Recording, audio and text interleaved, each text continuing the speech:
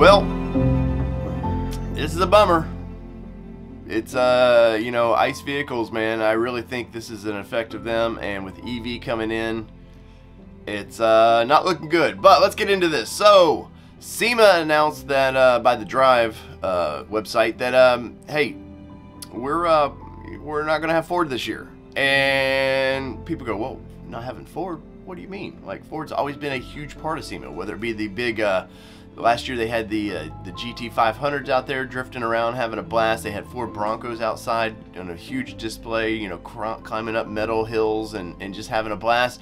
And then on the inside of the show, you had the likes of Jay Leno, and they're displaying Ford's latest and cool EV stuff. And Ford said, no, we're gone. Now, let's take a look at why I think that this is happening. So, ultimately, I think car shows in general are dead. I really do. I think that the idea of the car show is just kind of seen as better days. Now, while it's expensive for any manufacturer to attend, like the Detroit Auto Show and some of these major auto shows, they are multi-million-dollar deals. That's a lot of money when it comes out of your PR budget, your you know, advertising budget. That stuff is a lot of money to take away. And while, you know, yes, consumers still get to see the vehicles, they still get to walk around, touch them, and make maybe informed purchase decisions.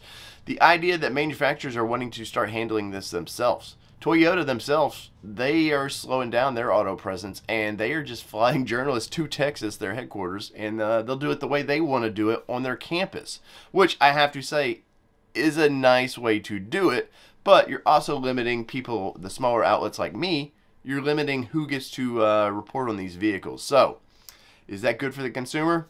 Who knows? But with Ford and SEMA, this is, you know, could have a ripple effect, and that really bums me out. Does this mean that General Motors might start slowing down with theirs? Does this mean Toyota and some of the other manufacturers start slowing down? But we do know that VW.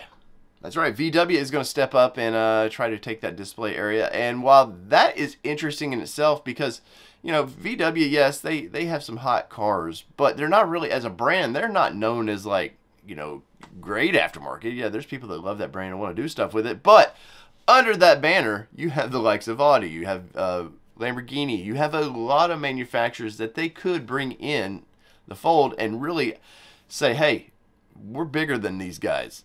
This is what we do. We have all these automobiles, and with EV, you know, all these cars manufacturers, they got EV wanting to push up, push up, push up, and we've not really seen an EV aftermarket world yet. Maybe the void is filled there a little bit, and you know, we start seeing some of these major companies showing manufacturers, hey, we still left you a little ground to play in, so have some fun.